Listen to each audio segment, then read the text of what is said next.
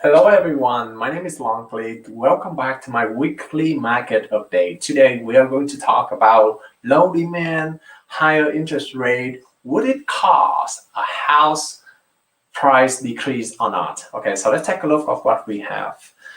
So first of all, this is the weekly show that I do every Monday around 5 p.m. so that I can update to you about the market, about the real estate market information. I know lots of people are looking to buy a house, and interested in the real estate market, right? So I want to give you a real update about the real estate market in the greater Phoenix area. Once in a while, we're going to talk about the entire country real estate market, but most of the time, we are focusing on Arizona real estate market, all right? So the first point that I want to make here, first information that I want to provide to you is, let's look at the home price, the price per square feet, the price per square feet of the greater Phoenix area. So it's actually already right now, if we're looking across the sale price, across the sale branch, we are at $330.64 per square feet for the entire, from zero to whatever the maximum point, right? So that's actually an increase of 27% when you compare to the same time of next year. So now couple points that I have to point out is that the listing price per square feet, is not a indication of supply or demand, but it just shows how confident the seller are, with their house and with the current market also. And as you can see, it's a 27% increase, showing that if someone who are listing their home onto the market, they have such a great confidence about a home price, about their home, that's the reason why they are willing to list their home at a very high, at so much higher than if they would have listed at the same time last year. Now, a couple points, they are not all the same. If we are looking at less than $500,000 home, an increase is actually only 16%. And if we are looking at the home price that is more than 500% together, the increase is actually 21%. So as you can see, there are different between the two range, right? Less than 500, only 16%. Greater than 500 is 21%. So there's a 5% difference between the two range, meaning that it could show that we don't have a lot of supply in the $500,000 or less, right? And a lot of home price within this band, within less than 500, already moved to the 500 and up. So meaning that we have a price increase in within a year also. So moving from less than 500 to greater than 500, and that's caused the available listing moving toward this way, and is causing a higher price, right? The second point that I want to talk about is the seller markets. So right now, we have a situation. But before we talk about the seller market, let's talk about, I'm gonna share with you a screen that, hold on a second, sharing. Okay, adding to screen right now. Sharing a screen right here, we are looking at the FreddieMac.com website. And if you are looking at the blue line right here, it is a 30 years fixed rate mortgage. You can see the entire form within a year from now. As you already know, interest rates keep lower and lower and lower for the last couple of months. The interesting that we saw at the beginning of the year is a little bit increase to 2.79, and then a little bit down back to 2.77. That is the end of last week. We're going to see more information at the end of this week. However, though, if the trend is going up, I mean, because of this up in interest rate, we already see that there are a lower demand because interest rate has been the main reason it's driving the high demand in the greater Phoenix area. But because, again, hey, we not only see the interest rate is higher, right? But also seeing the price is growing too much, is increasing too much in the greater Phoenix area already. So that's the reason why they have to not only pay for more expensive home, but their monthly payment also increase. That's the reason why the demand is lower. Now, when I talk to here, a lot of people are gonna freak out and say, "Hey, does that mean that the house price is gonna decrease?" Not yet, at least. Not yet, at least. We're going to see more information later on, but I want to give you a quick pick. Is that the supply also decrease way much more than the demand. So if the supply is decreased at a higher, even at a higher rate than the demand. Now, knowing that we already have the shortage of supply at the end of 2020, but coming to 2021 and until this point, we even see such a lower supply on the market. I talked about this last week. We only have about 5,000 listings active on the market at that time, right? For the entire greater Phoenix area with a lot of demand at that time. Now, even though the demand is lower because of interest rate is getting higher, we still don't have the I'm sorry. Even though the interest rate is getting lower and the demand for that reason getting lower, the supply is also getting lower. And for that reason, we even have a big gap because there's still a strong demand. When you say decrease, it's not like going from 10 to 0, right? Going to 10 from 8 to 7. So there's still a strong demand. And the supply is even weaker, so we still have a big gap between supply and demand. For that reason, the home price is still gonna going up. It's still gonna going up this year, although it may slower, but it's still gonna be going up, right? So that's one more point I want to share with you when we talk about the interest rate line here.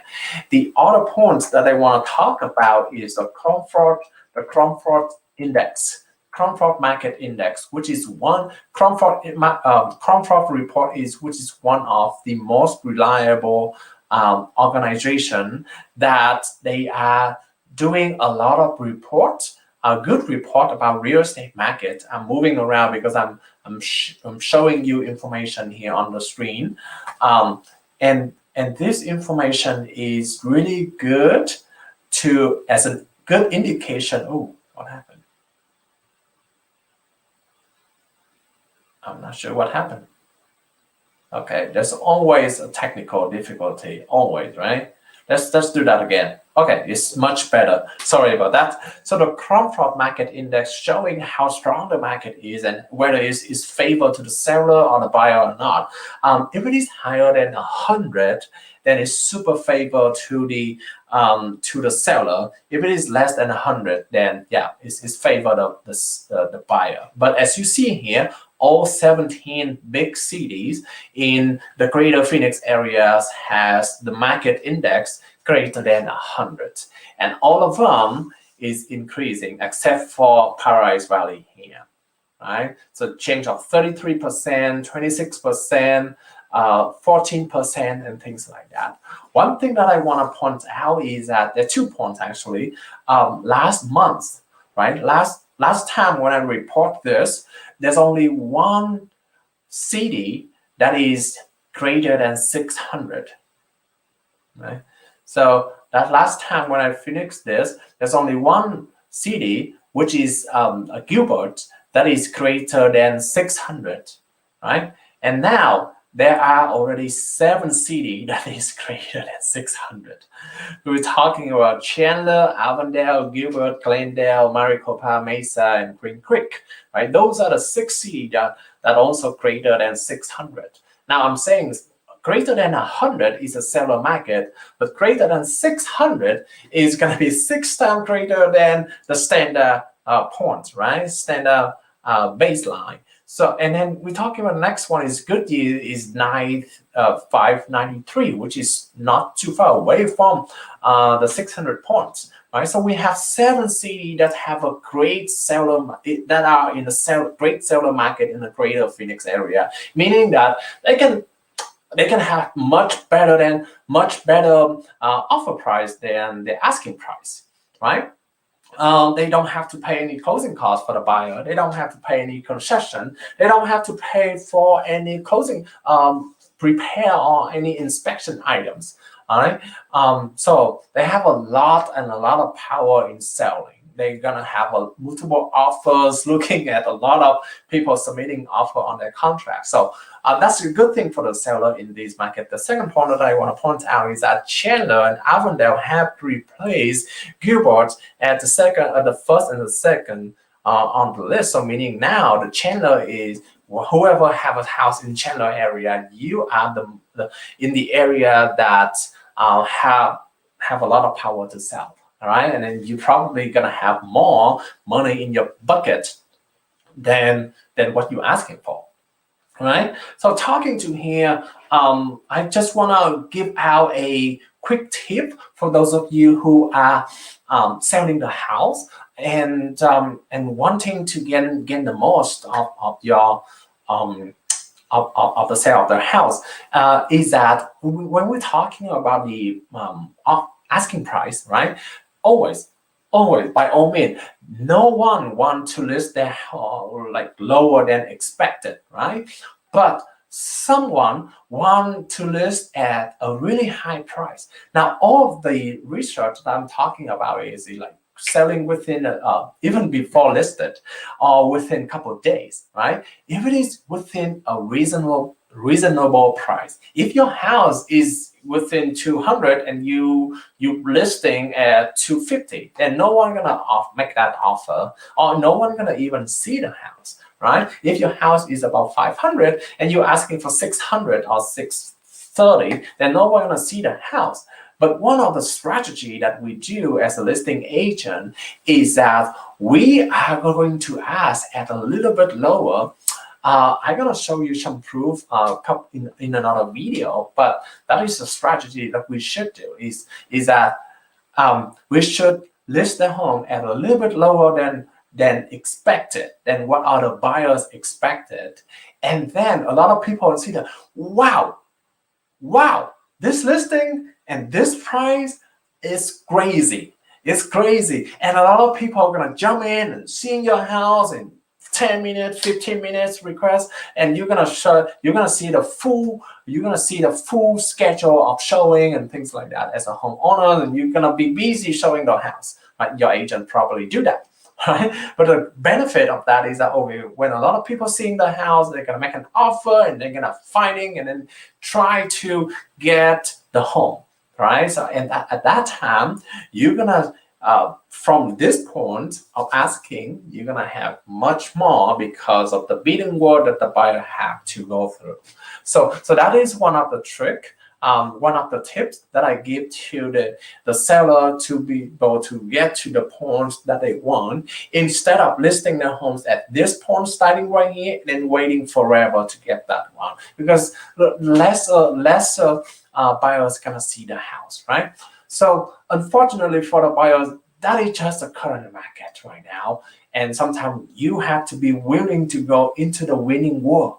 So the tip for the buyers are that if you have a budget of $350, you probably want to limit your maximum short at around $330 or $340. Now you don't have to, okay?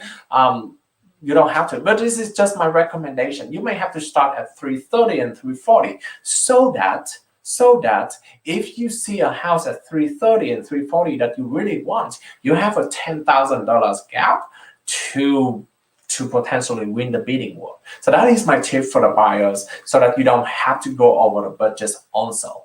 Okay, so that is the second information that I want to give to you. Talking about supply, and then I'm talking now. This is already I'm gonna show you a crazy information here. I'm gonna show you a screenshot of couple. Sorry, I'm getting that ready for you. A couple CD. These are the CD that have the greatest decrease in supply of this month. So we see that El Mirage is down 70%, and there's only 6. There's only 6 listings in the entire El Mirage. Chandler, this is maybe one of the reasons why it is becoming number 1 on the list that I showed you before, is it's down actually 55%, and it's go to 78. The entire city of Chandler only have 78 listings for all the price range. So that's crazy. Okay. Anthem down 52%, Maricopa down 48, Avondale 48, Gilbert 48, Peoria down 47, Mesa down 46, Richfield Park down 46, Arizona City down 45, and all of these numbers. I'm sorry, I didn't share my screen. All of these numbers are from the Cromford Market report that I told you about. They are really reliable company collecting real estate information for us. Very, very valuable information here. So as you see, all the supplies, all the CDs have the supply decrease from at least 45%. That's what I show on the list right here. So that's crazy. And the number of supply is so low right now that, again, some houses could be sold even before listed. Some houses just not even enter into the MLS because the agent has an inner connection, right? So if you buy a house, always get to know with an agent because they have some inner connection. Now, I'm not recommend this, by the way, because it shouldn't be that way. The market should be the listing, the homeowner, the listing should be posted on public so that more people. Here's my view. Okay, if it is on the market, more people are gonna see it, and again, they're gonna come to a bidding war. Better than, hey, I know this listing coming to the market. You have any buyers? And that's only one-to-one relationship, right? One-to-one relationship is never be good for the seller in that way. But unfortunately, that's just how some of the homes get sold nowadays. It could be for that reason, or could be on the another market. I don't know. But I always put at least my listings onto the market so that you get more buyers. That benefit the seller, right? Which is my client. So that is the information about the supply on the market right here. Everything you see down. And as you see, if you have a supply down and the demand is still high, it's going to increase the price. There's no price decrease that we see yet. The next chart, which is also the last chart that I want to show you, is about foreclosure, because I know a lot of people are interested in foreclosure and things like that. And by the way, fast information is that we don't have a lot of foreclosure until this time. So if a lot of people worry about foreclosure, then they don't have to worry too much, because as of right now, we just don't have many. I'm going to show you data again from the Comfort Reports team that, not that one, that have a report of the number of foreclosure from 2013 to 2020. And as you see, 2020 is a year that have a lowest number of foreclosure, and we are coming to 2021, which is also even lower than 2020. So we don't expecting a high number of foreclosure gonna coming to the market right now at this time. So that's all the information I have for this week. Thank you so much. If you do have any question for me in regarding to any numbers I talk about or any other topic about real estate, feel free to comment me and I will respond to you as soon as possible. Thank you so much. Bye-bye.